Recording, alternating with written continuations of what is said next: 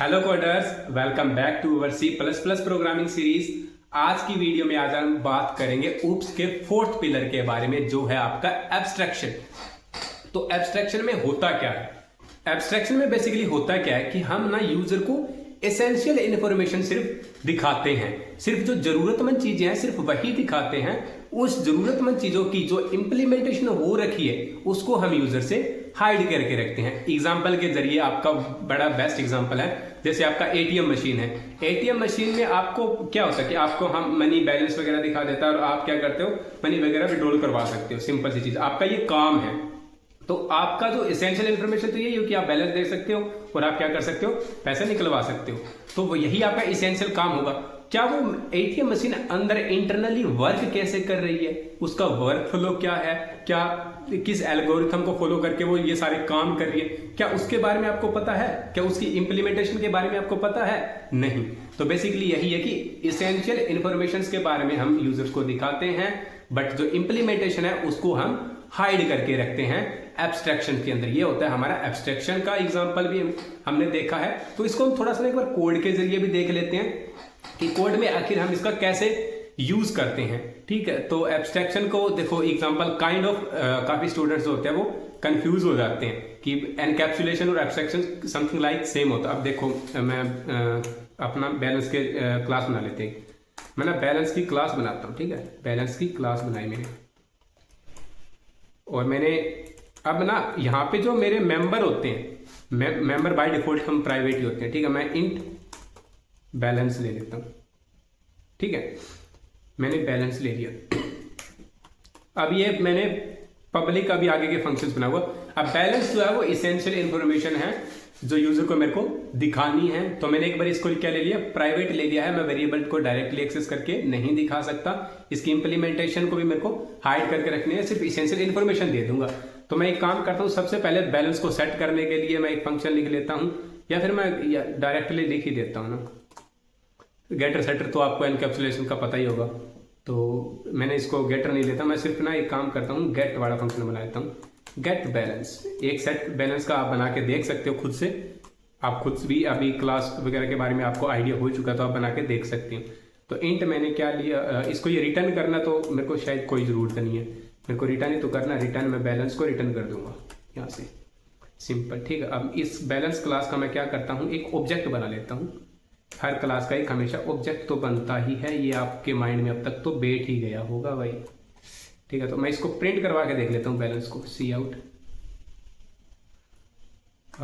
obj dot, इस function को मैं कॉल कर लेता हूँ और एंटर। एक बार कोड को रन करके देखता हूँ if there is no mistakes. हाँ, अब देखो, अब ये बैलेंस जो है मेरा बैंक अकाउंट में पड़ा था और ये मेरा कुछ ऑपरेशन हुई। क्या मैंने ऑपरेशन जो है वो डायरेक्टली दिखा रखी है, इंप्लीमेंटेशन मैंने कहीं दिखा रखी है?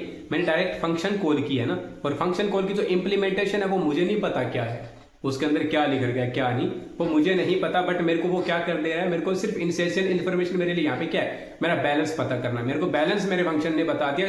अब इस फंक्शन के अंदर क्या लिखा है ये मेरे को कोई आइडिया नहीं, क्या एल्गोरिथम है। यही आपका क्या होता है, एब्स्ट्रैक्शन होता है बेसिकली। ठीक है, अब ना एक और चीज होती है एब्स्ट्रैक्शन।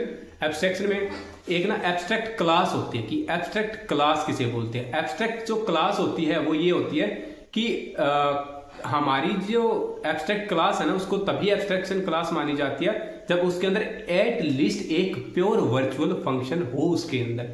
अब प्योर वर्चुअल फंक्शन होता क्या है?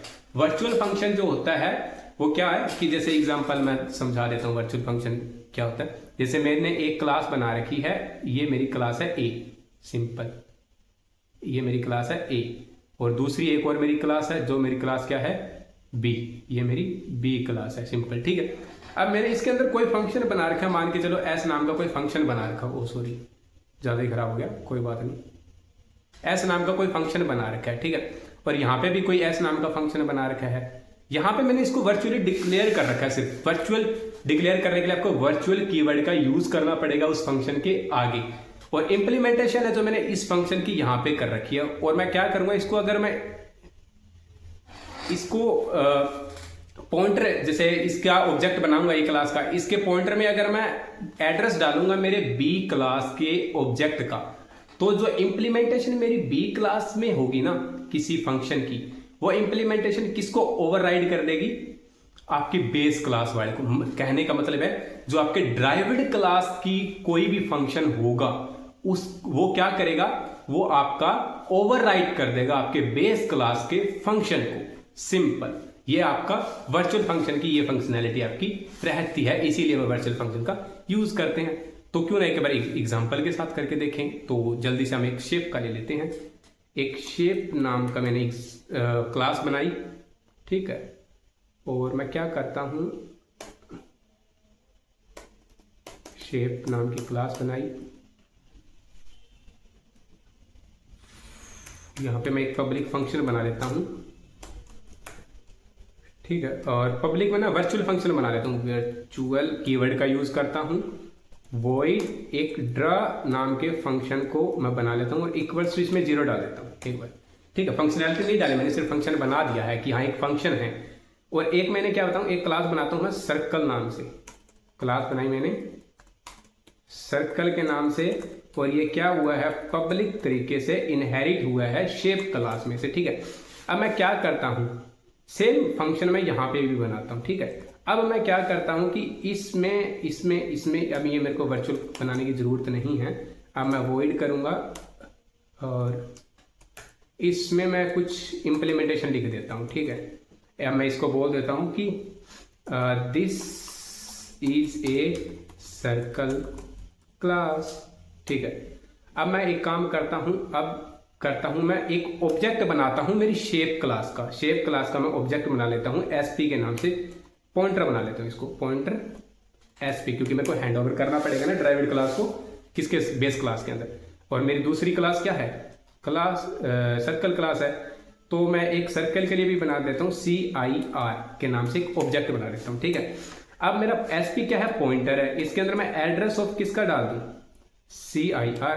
अब मैंने क्या किया, सर्कल के अंदर जो फंक्शन है उसको ओवरराइड करने की कोशिश कर रहा हूं शेप जो बेस क्लास के फंक्शन है उसके साथ, ठीक है। अब मैंने क्या किया, सर्कल के अंदर जो फंक्शन है वो ओवरराइड किससे करवा रहा हूं मैं, किससे करवा रहा हूं, बेस क्लास। अब बेस क्लास मेरी क्या है, एसपी मेरा पॉइंटर है।